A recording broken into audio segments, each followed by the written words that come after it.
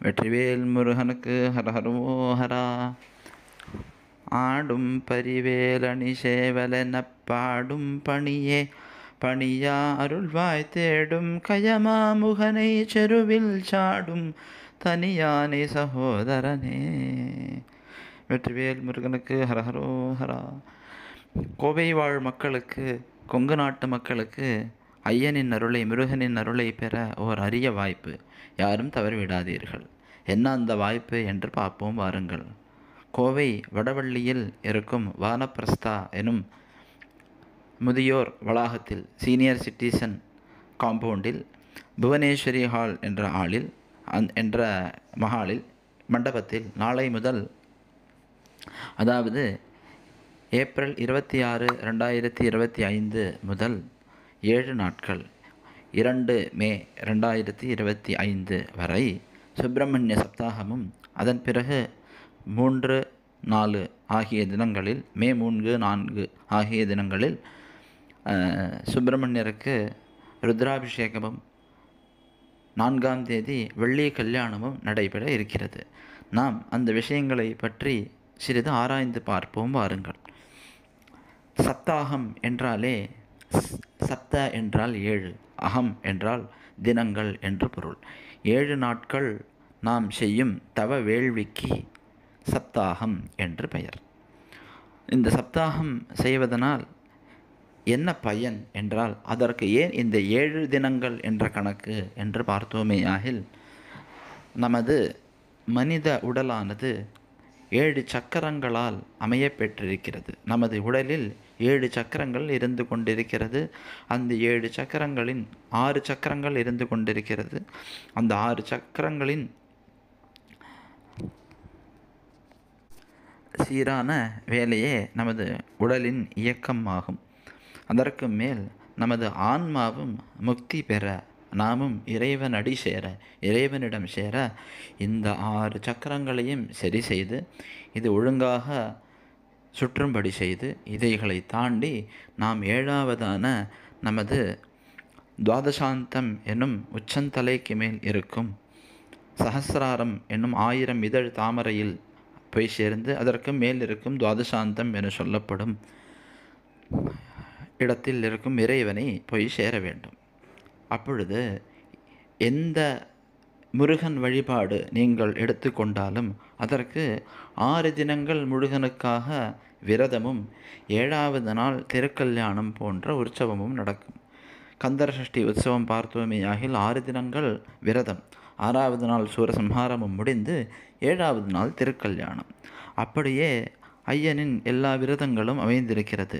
ஐயனுக்கும் 6 படை வீடுகள் இருக்கின்றது. இது எல்லாம் எதை குறிக்கின்றன என்றால், நமது மூலாதாரத்தில் இருந்து 6 சக்கரங்கள், மூலாதாரம், மணிப்பூரகம், சுவாதிஷ்டானம், அநாகதம், விசுத்தி, ஆக்ஞா எனும் 6 சக்கரங்கள். மூலாதாரம் நமது ஆசனவாய் இருக்கும் இடங்களில் இருக்கிறது. சுவாதிஷ்டானம் என்பது நமது ஆணுறுப்பு பெண்ணுறுப்பு இருக்கும் இடத்தில் இருக்கிறது. மணிப்பூரகம் என்பது நமது தொப்புள் குழி இருக்கும் இடத்தில் இருக்கிறது. அநாகதம் என்பது நமது இருதய குழி இருக்கும் இடத்தில் இருக்கிறது. விசுத்தி என்பது நமது தொண்டை குழியில் இருக்கிறது. ஆக்ஞா என்பது நமது புருவ மத்தியில் இருக்கிறது. இந்த 6 இடங்களிலும் இருக்கும் அந்த சக்தியே, அந்த உயிர்ப்பு தன்மையே நம்மளை இயக்குகிறது. இது சரியாக இயங்குமேயாகில் நமது புற வாழ்க்கையும் சரி, அக வாழ்க்கையும், ஆன்மீக வாழ்க்கையும் சரி மேன்மை பெறும். இந்த 6ம் தான் ஐயனின் 6 படை வீடு. இந்த சப்தாகத்தில் இருக்கும் முதல் 6 தினங்கள். இதுவே நமது கந்தர் அனுபூதியில் சொல்லப்படுகிறது. உல்லாச நிராகுல யோக இத சல்லாப வினோதனும் நீ அல்லையோ என்று உல்லாசனாக மூலாதாரத்திலும், நிராகுலனாக மணிப்பூரகத்திலும், யோகனாக சுவாதிஷ்டானத்திலும், இதனாக அநாகதத்திலும், சல்லாபனாக விசுத்தியிலும், வினோதனாக ஆக்ஞையிலும், அதாவது உல்லாசனாக திருப்புறங்குன்றத்து பெருமானாக நமது மூலாதார சக்கரத்திலும், நிராகுலனாக திருச்செந்தூர் பெருமானாக நமது சுவாதிஷ்டான சக்கரத்திலும் யோகனாக பழனி ஆண்டவனாக திருவாவினங்குடியிலும், அதாவது பழனி ஆண்டவனாக நமது தொப்பூர்கொடியான மணிப்பூரக சக்கரத்திலும் இதனாக அப்பனுக்கு உபதேசம் செய்த ஞான சுப்பனாக திருகுருவாக நமது ஏரகத்திறைவனாக சுவாமிமலை நாயகனாக நமது இருதய சக்கரமான அநாகத சக்கரத்திலும் சல்லாபனாக வள்ளியை மனம் புரிந்தவனாக நமது ஸ்ரீபுரம் எனும் திருத்தணிகை நாயகனாக நமது விசுத்தி தொண்டைக்குழி சக்கரத்திலும் வினோதனாக சோலை நாயகனாக பழமுதிர்ச்சோலையில் இருக்கும் நாயகனாக நமது ஆக்ஞா சக்கரத்திலும் திருமுருகப்பெருமானே வீற்றிருக்கிறார். அதாவது உல்லாசன் என்றால் தெய்வானையை மனம் புரிந்து உல்லாசனாக இருக்கிறார் நமது மூலாதாரத்தில். நிராகுலன் என்றால் கவலை அற்றவன் என்று பெயர். அவனும் கவலையற்று தேவர்களுக்கு இருக்கும் கவலையும் போக்கும்படி அசுரர்களை வதைத்து திருச்செந்தூர் நாயகனாக நமது சுவாதிஷ்டானத்தில் இருக்கிறார். யோகனாக அவன் ஆசைப்பட்ட கனியும் வேண்டாம், எதுவும் வேண்டாம் என்று விரக்தி அடைந்து ஒரு யோக புருஷனாக பழனி ஆண்டவனாக நமது தொப்புள் கொடியான மணிப்பூரகத்தில் இருந்து அருள் பாலிக்கிறார். இதனாக தான் யார் எனும் பொருளை, அதாவது பிரணவத்தின் பொருளை உபதேசிப்பவனாக நமது இதயத்தில் இருதய நாயகனாக சுவாமிமலை திருவேரகத்தப்பன் இருக்கிறார். சல்லாபனாக வள்ளியையும் தன்னுடைய பக்தையான வள்ளியையும் ஆட்கொண்டு ஏற்று சல்லாபனாக நமது தொண்டைக்குழியான விசுத்தி சக்கரத்தில் இருக்கிறார். பிறகு வினோதனாக தம்மை அண்டி வரும் அனைத்து பக்தர்களையும் காப்பவனாக இரு தேவியாருடனும் சேர்ந்து பழமுதிர்ச்சோலையில் நமது புருவ மத்தியில் பிரகாசிக்கிறார். அதனது மூலாதாரத்திலிருந்து அடுத்தபடியாக இருக்கும் மணிப்பூரக சக்கரத்திற்கு அழைத்து சென்று சூரபத்மாதிகள் முதலிய கர்மமலம், மாயாமலம், ஆணவமலம் ஆகிய மலங்களை நமது காமக்ரோதாதிகளை ஒழிப்பதற்காக திருச்செந்தூர் ஆண்டவனிடம் ஒப்படைத்து அவர் மூலம் நம்மிடம் இருக்கும் அசுரத்தன்மையை அழித்து மறுபடியும் அந்த ஆத்மாவை எடுத்து கொண்டு நமது மணிப்பூரகம் எனும் தொப்புள் கொடியில் இருக்கும் பழனி ஆண்டவனிடம் அழைத்து கொண்டு வந்து, நான் எப்படி எனது ஆசையை துறந்தேனோ அதுபோல் நீயும் உனது அனைத்து ஆசைகளையும் துறந்து இருப்பாயாக எனும் காண்பித்து தரும் பால முருகனான அந்த பழனி ஆண்டவனிடம் ஒப்படைத்து அவரது ஆசையை பெற்று திருப்பி அங்கிருந்து ஆத்மாவை எடுத்து நமது அநாகதம் எனும் இருதயத்தில் வீற்றிருக்கும் திருகுருவான உபதேசகனான அப்பனுக்கே உபதேசம் செய்த பிரணவத்தின் பொருள் சொல்லிய நமது ஏரகத்திறைவனிடம் குருவனிடம் ஒப்படைத்து குருவின் உபதேசத்தை பெற்றுக்கொண்டு அதன் பிறகு அந்த குருவின் வழிபாட்டில் குரு எப்பொழுதுமே இதத்தையே செய்வார். அதனால் அங்கு இருப்பவன் இதன் ஆவான். அவரின் அனுகிரகத்தினிடம் அவரின் வழிகாட்டுதலின் மூலம் அந்த ஆத்மாவை அங்கிருந்து பெற்று குருவின் அருள் பெற்றுவிட்டால் நமக்கு எது தேவையோ அது தானாய் நம்மளை வந்து சேரும் எனும் விசுத்தி சக்கரத்தில் வள்ளியானவள் இறைவனது முதல் பக்தையாவாள். அவள் இறைவனை அடைய வேண்டும் என்று தவம் புரிந்து திருப்பி இறைவனின் ஆணைப்படி மனித உலகில் பிறந்து இறைவனை வழிபட்டு கொண்டிருந்ததனால் இறைவனே வந்து அவளது அஞ்ஞானத்தை போக்கி நான் தான் வந்திருக்கிறேன் என்று வள்ளியம்மையை ஆட்கொண்டு முறைப்படி விவாகம் செய்தார் என்பது சரித்திரம். அந்த வள்ளியம்மையை விவாகம் செய்து முதலில் குடிபுகுந்த இடமே திருத்தணிகை மலை ஆகும். அப்படி தனது பக்தியை ஆட்கொண்டு அவளுடன் இருக்கும் குருவின் அருள் பெற்ற இந்த ஆத்மாவானது அம்மையான வள்ளியுடனும் அப்பனான திரு முருகப்பெருமானது அருளையும் பெற்று தானும் இவ்வுலகில் எந்த சக்தியை பெற வேண்டுமோ அந்த சக்தியை விசுத்தி சக்கரத்தில் பெறும். பிறகு அங்கிருந்து ஆக்ஞா சக்கரம் அங்கு போய் அங்கு வள்ளி தெய்வானையுடன் இருக்கும் அருள் பாலிக்கும் முருகன். அங்கும் ஔவைக்கு ஞானோபதேசம் தத்துவத்தை போதித்த முருகன் பழமுதிர்ச்சோலை முருகன். சுட்ட பழமா சுடாத பழமா என்றால் தனது இந்த ஜீவன் நிலை நன்கு பக்குவப்பட்டதா இன்னும் பக்குவப்படவில்லையா என்று அந்த கடைசி நிலையையும் தேர்வு செய்து அதை தேர்வில் வெற்றி பெற வைப்பது. வள்ளி இச்சாசக்தியாவாள். முதலில் ஆசை இருந்தாலே அதில் செயல்பாடானது ஏற்படும். இச்சாசக்தியின் அருளுடன் தெய்வானையுடனும் இருக்கும். ஆனால் இங்கு சிந்தித்து பார்க்க வேண்டியது, தெய்வானை ஆரம்பத்திலிருந்தே இருக்கிறாள். திருப்புறங்குன்றத்தில் வீற்றெடுப்பவனே மூலாதாரத்தில் இருக்கிறான். ஆனால் அந்த செயல்பாட்டு நம்மளுள் இருந்தாலும் அது செயலாக வெளிவர வேண்டும் என்றில் அதற்கு முதலில் வள்ளியம்மையான இச்சாசக்தியின் அருள் பெற்று அந்த செயலாக செயல்முறையாக மாறி நமது புருவ மத்தியில் பழமுதிர்ச்சோலை இறைவனிடம் அந்த அருள் பெற்று அந்த செயலையும் ஆரம்பித்து அந்த செயலையும் முடித்தால் அதற்கும் மேற் இதுவரை உருவமாக இருந்த முருகனை அருவமான எந்த ஒரு ஜீவசக்தியும் தனது இறைவனான பரமசக்தியுடன் ஐக்கியமாகும் திருக்கல்யாணம் ஆனது 7வது தினத்தில் 7வது நாளில் 7வது இடமான நமது சகசிராரத்தில் நாம் இறைவனடி சேர்வோம் என்பதே இந்த 6 தினங்களின் 6 படை வீட்டின் 6 திரு உருவங்களின் தத்துவமாகும்.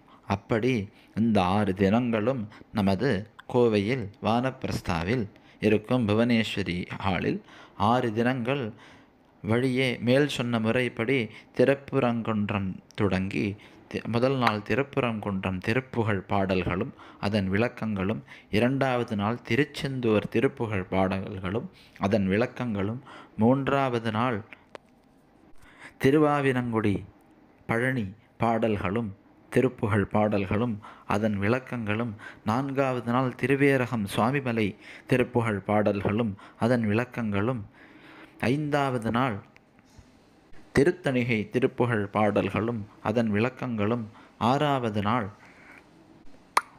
சோலைமலை பழமுதிர்ச்சோலை திருப்புகழ் பாடல்களும் அதன் விளக்கங்களும். அத்துடன் கூட இவ்வனைத்தும் நாம் பெற வேண்டும் என்றால் முதலில் குரு உபதேசம், குருவது வழிகாட்டுதல் வேண்டும். இதில் ஆண்டவரே நமக்கு குருவாக வருவது அதனது 4வது நிலையில் வந்தாலும் அதற்கு முதலில் வழிகாட்டுவதற்கு ஒரு மானிட குரு நமக்கு வேண்டும் அல்லவா? அப்படி நமக்கு மானிட குருவாக அவதரித்த அருணகிரிநாதர். ஏன் அருணகிரிநாதரை இறைவன் தேர்ந்தெடுத்தான் என்று பார்க்கையில் அவரது சரித்திரம் இந்த 6 நாட்களும் நமக்கு பார்க்கையில் புரியும். நம்மளை போன்று எல்லாவிதமான தவறுகளையும் அறிந்தும் அறியாமலும் செய்து அந்த மனித உடல் ஆனது எப்பொழுதோ தெரிந்தோ தெரியாமலோ முருகா என்ற கூறின வார்த்தைக்காக மனமிறங்கி அவருக்கு அருள் பாலித்து அவரை திருப்புகழ் பாடும்படி செய்து அவரது வாய்களால் திருவாய்களால் மலர்ந்த திருப்புகழ் மாலைகளை நாம் வழி தேறுவதற்கு அருள் செய்த அந்த முருகன். அப்பேற்பட்ட அந்த குருவினது சரித்திரமும் இந்த 6 நாட்களும் 7 நாட்களும் அங்கு திருப்புகழ் பாடல்களுக்கு பிறகு சொற்பொழிவாக நடைபெற உள்ளது. இந்த சொற்பொழிவை நடத்த இருப்பவர், சொற்பொழிவாற்றல் செய்பவர் ஹைதராபாத்தில் வசித்து கொண்டு வரும் சிவா என்பவர் ஆவார். அவர் திருமுருகனின் பரிபூரணமான அருள் பெற்றவர் ஆவார்.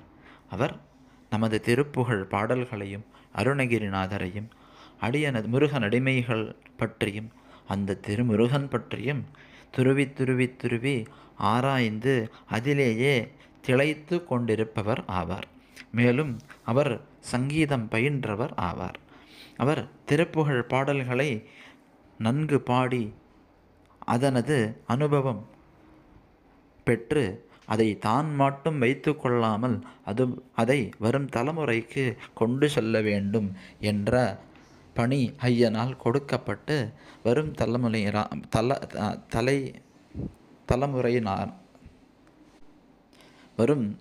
தலைமுறையினரான மாணவர்களுக்கு நிறைய பேர்களுக்கு அந்த திருப்புகழ் பரிமாற்றத்தை தனக்கு தான் அனுபவித்த திருப்புகழை அவர்களுக்கு கற்றுக் கொடுத்து வருகிறார்.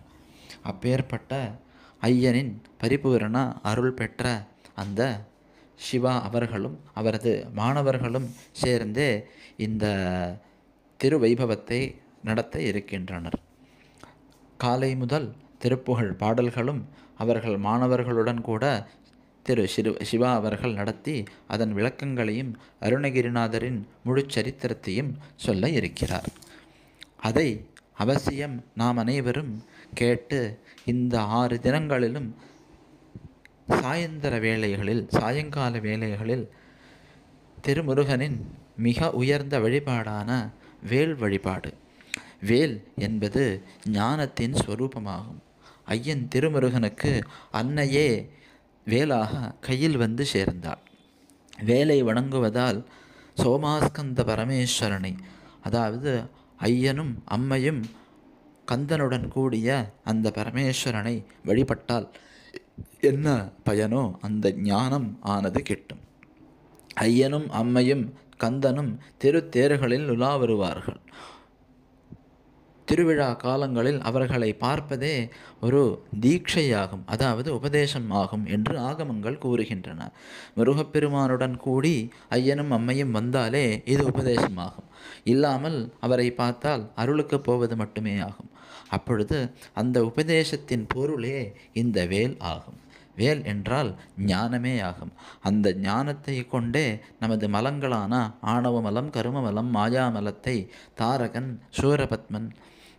தாரகன் சிம்மமுகன் சூரபத்மனை ஐயன் அழித்தார்.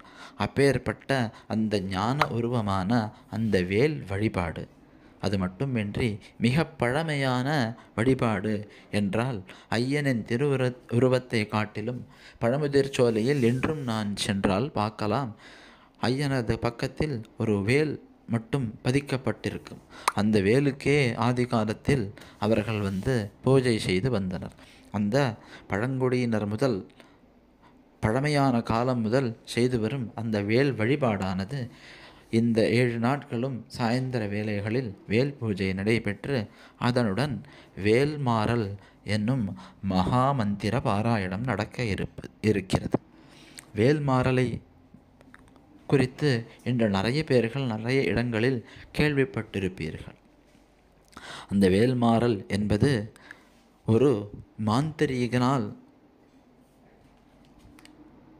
திருப்புகழ் சுவாமிகள் எனும் வள்ளிமலை சுவாமிகளுக்கு ஒரு சூனியம் வைக்கப்பட்டு அந்த சூனியத்தை உடைப்பதற்கு வள்ளிமலை சுவாமிகளான திருப்புகழ் சுவாமிகள் வேல் வகுப்பு எனும் திருவகுப்பில் இருந்து வேல் வகுப்பை எடுத்து அதை வேல் மாறலாக செய்து பாராயணம் செய்து வருகையில் அந்த மாந்திரீகம் உடைந்து அந்த மாந்திரீகன் அவரது காலில் விழுந்தான். அருணகிரிநாதருக்கும் இதே போல் நிகழ்வு ஏற்பட்டு அவர் கிளியாக மாறினார். அதே போல் நமது திருப்புகழ் சுவாமிகளுக்கும் ஏற்பட்டு அதற்காக பிறந்ததே இந்த வேல் மாறல் ஆகும். இந்த வேல் மாறல் மகா மந்திரமாகும். நமக்கு ஏற்படும் அனைத்து பயங்களையும் அது தீர்த்து வைக்கும். நமக்கு ஞானத்தை கொடுக்கும். நமக்கு தேவையான அனைத்து இன்பங்களையும் அந்த வேல் கொடுக்கும். அப்பேற்பட்ட வேல் வழிபாடும் வேல்மாறல் பாராயணமும் இந்த 7 நாட்களில் சாயங்கால வேளைகளில் நடக்க இருக்கிறது. இது அனைத்திற்கும் நமது பக்தர்கள் அனைவரும் நம்மால் இயன்ற விரதத்தை மேற்கொண்டு இதில் கலந்து கொண்டு 3, 4 ஆகிய தினங்களில் அந்த ஐயனுக்கு ருத்ராபிஷேகமும், 4வது நாள் கடைசி நாளில் 8வது நாளில் அந்த திருக்கல்யாண வைபவமும் நடக்க இருக்கிறது. திருக்கல்யாணத்தை, ஐயனது திருக்கல்யாணத்தை பார்ப்பதால் நமக்கு இவ்வாழ்வில் இவ்வுலகில் என்னவெல்லாம் வேண்டுமோ எல்லா விதமான இஷ்டங்களும் கைகூடும். முக்கியமாக திருமணம் கைகூடும், குழந்தை பேறு கைகூடும், வேலைகள் கைகூடும், ஞானம் கைகூடும். இவை அனைத்தையும் பெற்று ஐயன் ஆசி பெறுவதற்காக இது அனைத்தையும் நேரில் வந்து கலந்து கொள்ள முடியபவர்கள் அவசியம் நேரில் வந்து கலந்து கொள்ள வேண்டும். முடியாதவர்களும் இவ்வைபவத்தில் பங்கு பெற பக்தி நாமா எனும் யூடியூப் சேனலில் இவை அனைத்தும் லைவாக டெலிகாஸ்ட் செய்யப்பட போகிறது. அந்த டெலிகாஸ்டில் அனைவரும், இங்கே வர முடியாதவர்கள் அதில் பார்க்கலாமே தவிர நேரில் வர முடியவர்கள் நேரில் வந்தாலே இந்த பூரணமான பலன் கிட்டும். முடியாதவர்கள் குறைப்பட வேண்டாம் என்று இதில் பார்த்து கொள்ளலாம். அனைவரும் அதையும் பார்த்து இதில் பங்கு கொண்டு, இதற்கு மேல் முக்கியமான ஒரு விஷயம், எந்த ஒரு மகா வைபவம் நடந்தாலும் அது ஐயன் அருளால் தான் நடக்கிறது. அப்படி நடக்கும் பொழுது அதற்கு நம்மால் இயன்றவை அவசியம் நாம் செய்ய வேண்டும். நமக்கு பொருள் இருக்கிறதேயாகில் நம்மால் இயன்ற பொருளுதவியை தாராளமாக கொடுத்தாலே இந்த வைபவ காலங்களில் அனைவரும் வந்து உண்டு மகிழ்ந்து அங்கு இருக்க வேண்டும். அதற்கு எல்லாவற்றிற்கும் பொருட்செலவானது அதிகம் அவசியம்.